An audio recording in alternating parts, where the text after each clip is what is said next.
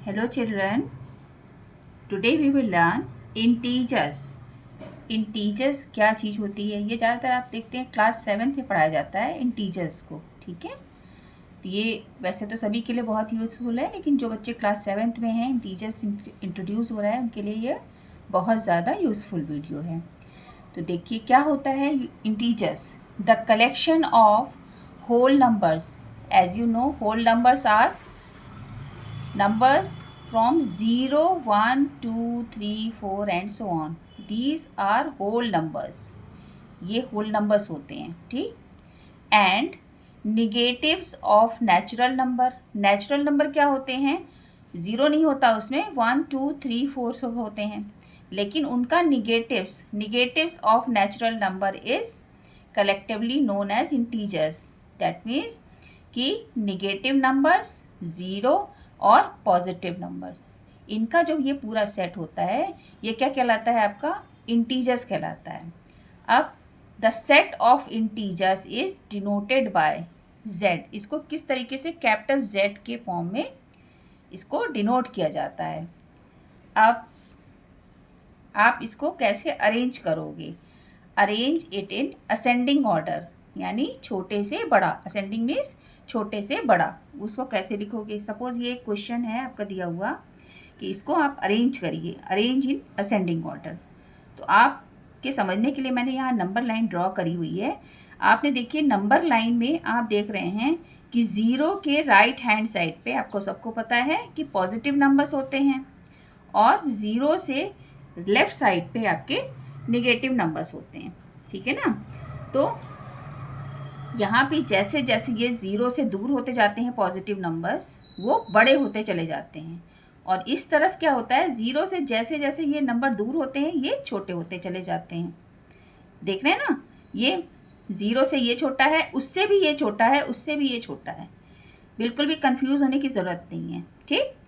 अब ये क्वेश्चन आपका दिया हुआ है, क्या ये क्वेश्चन था आपका? इसमें कितने नंबर हैं? 1, 2, 3, 4, 5, 6, 7, 8। अब इसमें आप देख रहे हैं कि 0 से सबसे ज़्यादा दूर कौन सा नंबर है नेगेटिव में? ये वाला -13। सो यू जस्ट राइट -13, सबसे पहले लिखेंगे आप इसको।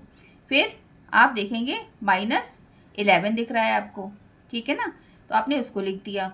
फिर जैसे 0 के पास कौन सा आएगा? ये -8, फिर 0 आ गया, 2, 4, 9, 11। आप इसको कॉमा के फॉर्म में भी लिख सकते हैं, या फिर आप इसको साइन भी बना सकते हैं इस तरीके से कि -13 is less than -11, it is less than -8। मतलब ये सब पूरा आप लिख सकते हो। मतलब असेंडिंग का मतलब छोटा, सबसे छोटा नंबर, फिर सबसे बड़ा सबसे बाद में, ठीक है। अब दूसरी चीज़ होती है कि arrange it in descending order. Descending क्या होता है? बड़े से छोटा, ठीक। अब ये क्वेश्चन है सपोज आपका दिया हुआ, इसमें मैं नंबर लाइन आपको नहीं बना रही हूँ, अब आपको समझा रही हूँ बस। ये क्वेश्चन दिया हुआ है, अब इसमें सबसे बड़ा पॉजिटिव नंबर में ज़्यादा सोचना नहीं पड़ता, आपको सबको पता होता है कि ये नंबर आप देख रहे हैं 3 डिजिट का नंबर है, ये सबसे बड़ा है, तो आपने सबसे पहले इसको लिख दिया, ठीक। फिर आप 8 को लिखेंगे, 0 लिख दिया आपने, ठीक। अब इधर जब चले आप तो आप क्या देख रहे हैं? 0 के पास ये आएगा ना -9, तो ये बड़ा होगा, फिर उससे छोटा ये होगा, उससे छोटा ये होगा। यानी आप सबसे पहले 103, फिर 8, फिर 0, फिर -9, फिर -16 और फिर -43 लिखेंगे, ठीक है। और साइन के फॉर्म में आप इस तरीके से डिनोट करेंगे, क्या कि 103 is greater than 8 is greater than 0 is greater than -9 is greater than -6 is greater than -43।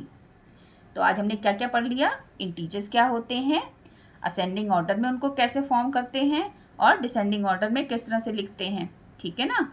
Video मेरी बहुत आपको यूज़फुल लग रही होगी, मुझे पता है, क्योंकि मैथ्स ज़्यादातर बच्चों को बहुत डिफ़िकल्ट लगती है।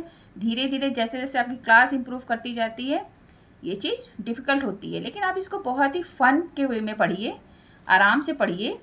और मैं तो हूँ ही, आप कोई भी आपको डिफ़िकल्टी होती है तो आप जो है डिस्क्रिप्शन बॉक्स में मुझे देख सकते हैं, वहाँ मैंने क्या क्या लिख रखा है उसको आप फॉलो कर सकते हैं, और आप जो है आप मुझे कमेंट्स सेक्शन में जा कर के कमेंट्स लिख सकते हैं, बता सकते हैं कि आप मुझसे क्या आगे पढ़ना चाहते हैं, है ना। ऐसे तो मुझे पता नहीं, आपके हाफ ईयरली एग्ज़ाम्स भी आने वाले हैं।